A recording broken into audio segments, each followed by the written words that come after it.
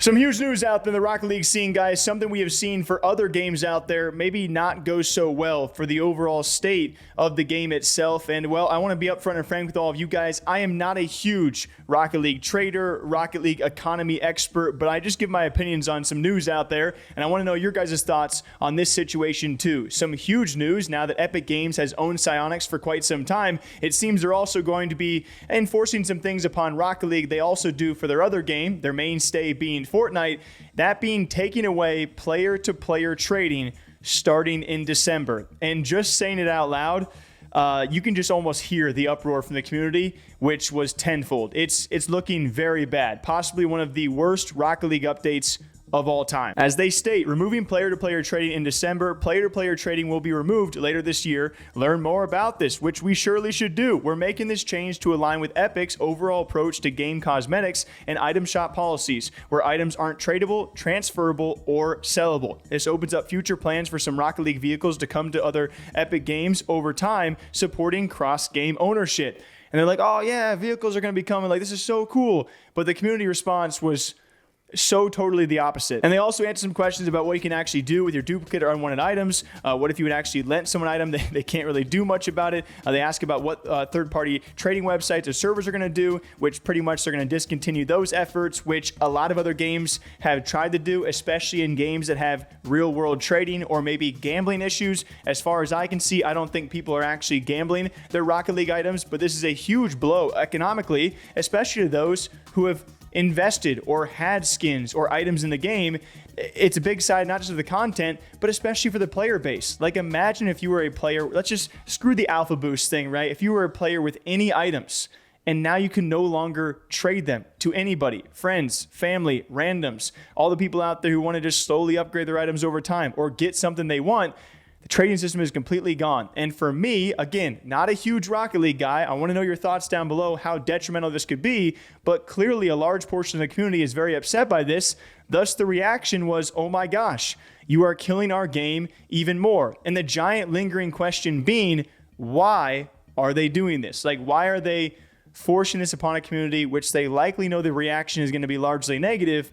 Why are they doing this? And that was probably be a business decision of what they saw do so well in the Fortnite item shop. Just a bunch of rotating items you can't trade or sell, but you have to buy once they're actually in the workshop. I would imagine that's what they see for Rocket League. Or do they see this enticing more people to buy more items because you can't just trade a homie or trade for whatever items you want? This would then encourage people, if you want an item, you have to buy it outright, and then no one else can have it once you buy it. You know, they got to buy it themselves too.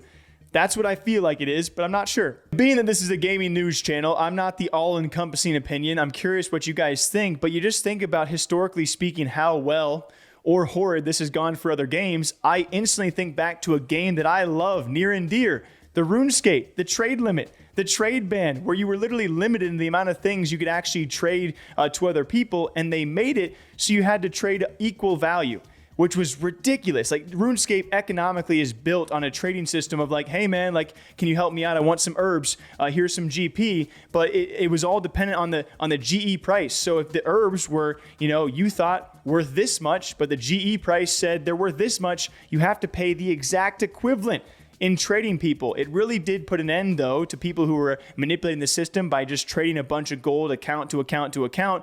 And that's always been a huge issue with RuneScape. And it goes well beyond that, right? But it was one of the biggest outcries the community has ever had when you had the trade ban / trade limit in RuneScape. The same thing could be said for PUBG, who went through a period of time and decline when they ruined a huge part of their economy. And just one last comparison, too. Can you imagine if CS did this? I was about to say CSGO. Can you imagine if Counter-Strike did this? No more player-to-player trading? It's like such a fun aspect to have for any game out there. It's just fun.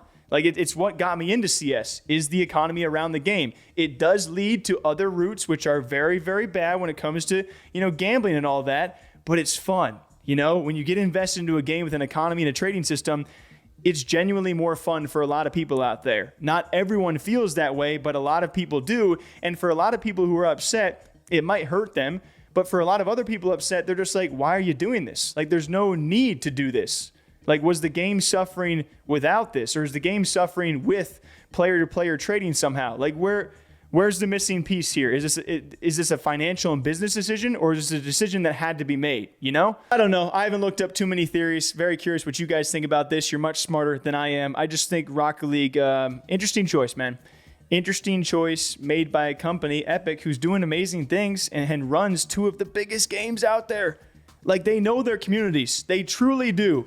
And so that is why I think this goes beyond the people who actually know the community. This is a choice that they are having to make from someone uppity up. That's what I'm hoping, at least. I don't know. We'll see what happens. Based on community feedback, you'd see some kind of response, but I don't think this is something that can be changed. Otherwise, I don't think they would have announced it in the first place. That's my opinion. What do you guys think? Till next time, take care of yourselves. We'll see you back here soon. Drink up. Hydrate.